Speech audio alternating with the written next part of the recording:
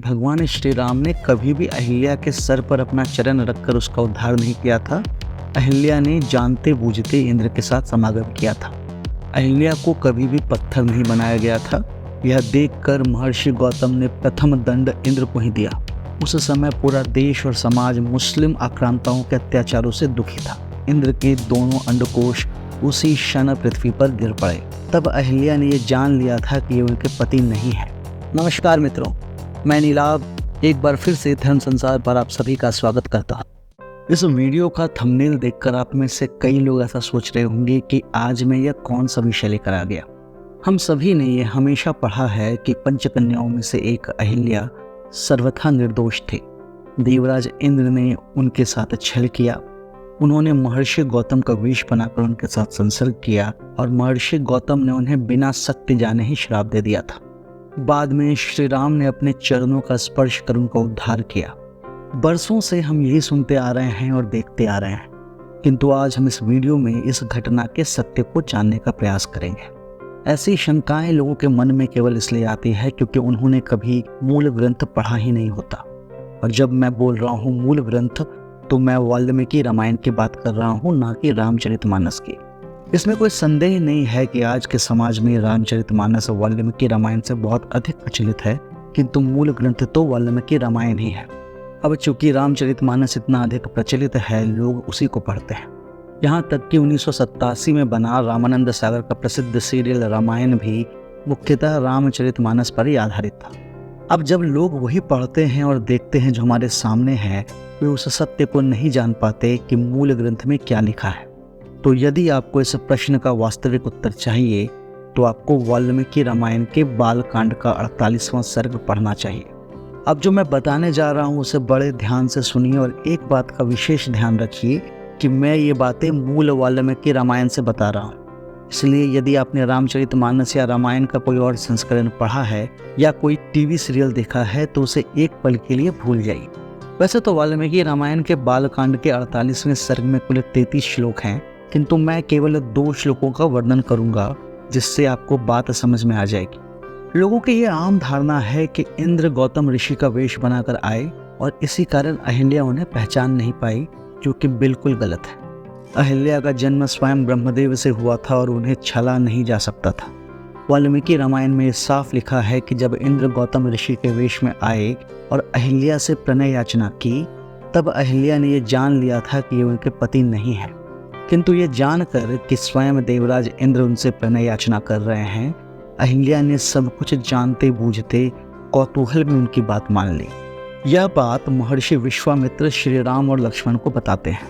इसका वर्णन बालकांड के सर्ग 48 के श्लोक 19 में है, जहाँ पर महर्षि विश्वामित्र श्री राम और लक्ष्मण को यह बताते हैं कि महर्षि गौतम का वेश धारण करके आए हुए इंद्र को पहचान कर भी उस दुर्बुद्धि नारी ने ये सोचकर कि देवराज इंद्र मुझे चाहते हैं, इस कौतूहलवश उनके साथ समागम का निश्चय करके वह प्रस्ताव स्वीकार कर लिया। यहाँ तक कि इंद्र से समागम के पश्चात अहिल्या इंद्र को धन्यवाद देते हुए कहती है कि अब आप शीघ्रता से यहाँ से चले जाइए और महर्षि गौतम के क्रोध से मेरी और स्वयं अपनी रक्षा कीजिए। इसका वर्णन बालकांड के सर्ग 48 के श्लोक 20 में है। इस श्लोक के अनुसार रति के पश्चात उसने देवराज इंद्र से संतुष्ट चित्त होकर कहा कि सुरश्रेष्ठ, मैं आपके समागम से कृतार्थ हो गई। प्रभु, अब आप शीघ्र यहाँ से चले जाइए। महर्षि गौतम के कोप से आप अपनी और मेरी भी सब प्रकार से रक्षा कीजिए। इसके बाद की कथा हम जानते हैं कि जब इंद्र वापस जाने के लिए बाहर निकले तो महर्षि गौतम ने उन्हें देख लिया। यह देखकर महर्षि गौतम ने प्रथम दंड इंद्र को ही दिया। महर्षि गौतम ने इंद्र को नपुंसक हो जाने का श्राप दिया। इसका वर्णन हमें बालकांड के सर्ग 48 के श्लोक 27 में मिलता है। इसमें महर्षि गौतम इंद्र से कहते हैं कि दुर्मते, तूने मेरा रूप धारण करके यह ना करने योग्य पाप कर्म किया है, इसीलिए तू विफल हो जाए, अर्थात अंडकोशों से रहित हो जाए। अगले श्लोक अर्थात बालकांड सर्ग 48 के श्लोक 27 में लिखा है कि रोष में भरे हुए महात्मा गौतम के ऐसा कहते ही सहस्त्राक्ष इंद्र के दोनों अंडकोश उसी क्षण पृथ्वी पर गिर पड़े। तो ये तो हुई महर्षि गौतम को इंद्र को दिए गए श्राप की बात। अब आते हैं अहिल्या के दंड पर। लोगों को ऐसा लगता है कि महर्षि गौतम ने उन्हें पत्थर बन जाने का श्राप दिया, किंतु ये भी गलत है। वास्तव में गौतम ऋषि ने अहिल्या को कई हजार वर्षों तक अदृश्य रूप में उसी आश्रम में प्रायश्चित करने का श्राप दिया था। इसका वर्णन बालकांड के सर्ग 48 के श्लोक 29 और श्लोक 30 में मिलता है।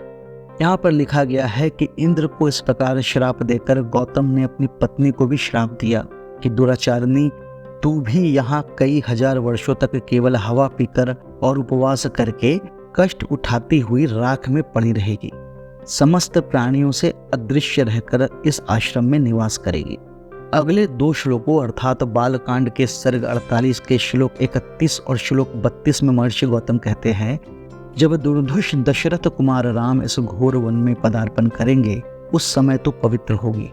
उनका आतिथ्य सत्कार करने से तेरे लोभ मोह आदि दोष दूर हो जाएंगे और तू प्रसन्नता पूर्वक मेरे पास पहुंचकर अपना पूर्व शरीर धारण कर लेगी। अब जो श्री राम का प्रकरण आता है उसमें लोग सोचते हैं कि श्री राम ने शिला रूपी अहिल्या के मस्तक पर अपने चरण रखकर उनका उद्धार किया था। ये भी बिल्कुल गलत है।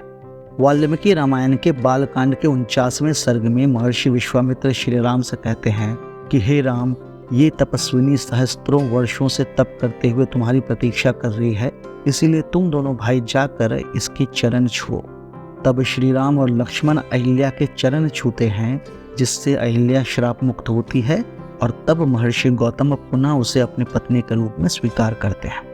बालकांड के सर्ग 49 के श्लोक 17 में लिखा गया है कि उस समय श्री राम और लक्ष्मण ने बड़ी प्रसन्नता के साथ अहिल्या के दोनों चरणों का स्पर्श किया।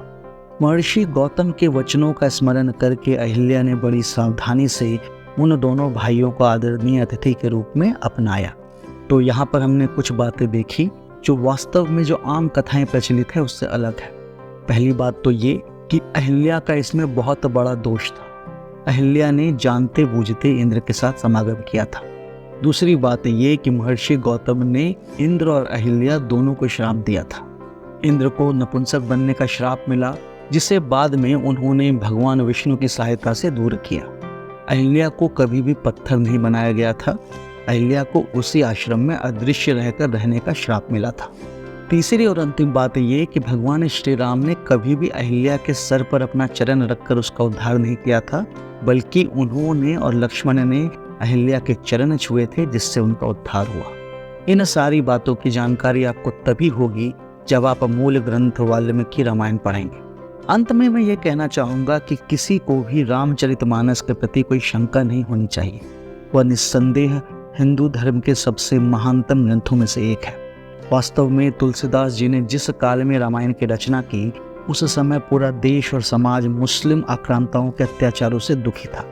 इसी कारण उन्होंने रामचरितमानस को पूर्ण भक्ति रस में उस प्रकार लिखा ताकि समाज में श्री राम के प्रति आस्था कम ना हो पाए। तो गोस्वामी तुलसीदास का हिंदू धर्म को जो ये योगदान है रामचरितमानस के रूप में, वो अद्भुत है और इसे हमें सदैव याद रखना चाहिए। रामचरितमानस अपने युग में पूर्ण प्रासंगिक थी, किंतु हाँ, यदि सत्य जानना हो तो हमें वाल्मीकि रामायण पढ़ना ही चाहिए। आज की पीढ़ी के लिए बहुत आवश्यक है कि वे हमारे मूल धर्म ग्रंथों का अध्ययन करें और उसमें क्या लिखा हुआ है उसकी सही जानकारी लें। यदि आपको ये वीडियो अच्छा लगा हो तो इसे लाइक करें, शेयर करें और हमारे चैनल को सब्सक्राइब करें। जय श्री राम।